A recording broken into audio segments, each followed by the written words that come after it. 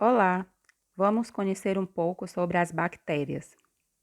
As bactérias são seres procariontes, isto é, não apresentam envoltório nuclear que delimita o DNA dentro de uma estrutura denominada núcleo. De acordo com a classificação de Robert Whittaker, 1969, as bactérias, assim como as cianobactérias, que são as algas azuis, estão incluídas no reino Monera.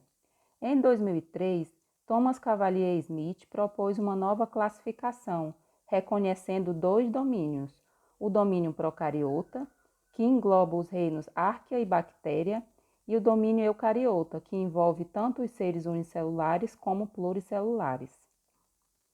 Assim como qualquer ser vivo, as bactérias possuem papel fundamental no ambiente na fixação do nitrogênio, fermentação, produção de queijos, iogurtes e etc. E também na indústria farmacêutica, produção de antibióticos e vitaminas, dentre outros. Nem todas as bactérias são benéficas ao homem. Há uma série de bactérias patogênicas, como, por exemplo, algumas destas podemos citar a tuberculose, a hanseníase, a difteria, a coqueluche, pneumonia, meningite meningocócita, tétano, leptospirose, cólera, gonorreia, sífilis, botulismo, febre tifoide, dentre outras. Agora vamos conhecer um pouco da morfologia das bactérias. De acordo com a morfologia, as bactérias podem ser classificadas como cocos. Os cocos são essas estruturas separadas que vocês estão vendo aí no vídeo. Os bacilos, são essas aqui. Os vibriões, são estas. E espirilos. Os cocos, eles podem se agrupar e formarem colônias. Como vocês estão vendo aqui, temos os estafilococos, os estreptococos, os diplococos.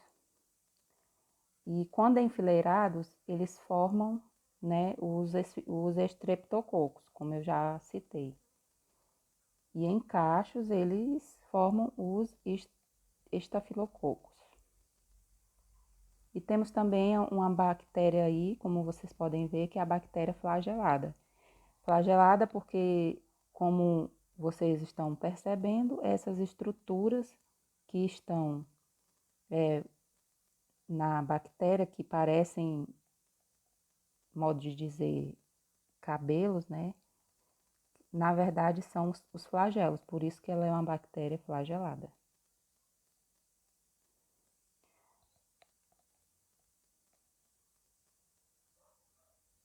Agora vamos falar um pouco sobre a estrutura das bactérias.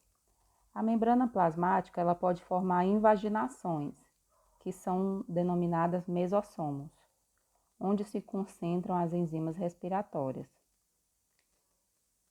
Em geral,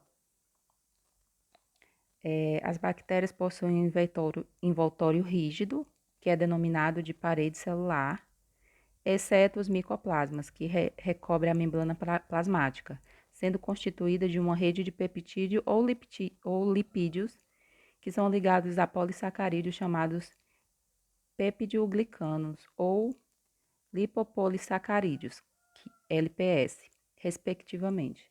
Essa estrutura é alvo de muitos antibióticos que inibem as enzimas transpeptidase e carboxipeptidase, responsáveis pela síntese dos peptidoglicanos.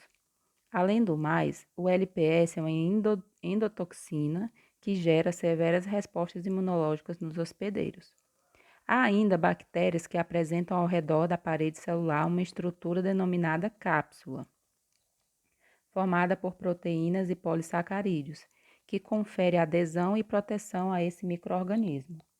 As bactérias não apresentam núcleo. Desta forma, o DNA fica espalhado no citoplasma da célula. A região que abriga o material genético é chamado nucleotóide. Além desse DNA, há pequenos DNAs circulares denominados plasmídeos. E são nessas regiões que se encontram os genes de resistência aos antibióticos e que são transferidos para outra bactéria através da conjugação, que nós falaremos mais à frente. As bactérias locomovem-se por flagelos e fímbrias, ou pile, sendo esse último também envolvido na troca de material genético da bactéria durante a reprodução sexual, conjugação. Por isso também denominado fímbria sexual. Agora falaremos um pouco sobre a nutrição das bactérias. A maioria das bactérias são seres heterotróficos, ou seja, elas não produzem seu próprio alimento. Entretanto, existem também bactérias autotróficas aeróbicas, dependem do oxigênio. Anaeróbicas facultativas podem viver com ou sem oxigênio, como por exemplo, os lactobacilos, que realizam fermentação láctea usada na produção de iogurtes, queijos, entre outros, e anaeróbias obrigatórias ou estritas, que morrem na presença de oxigênio. Em condições adversas, como temperatura muito alta ou muito baixa, a presença de substâncias tóxicas, entre outros, as bactérias formam esporos.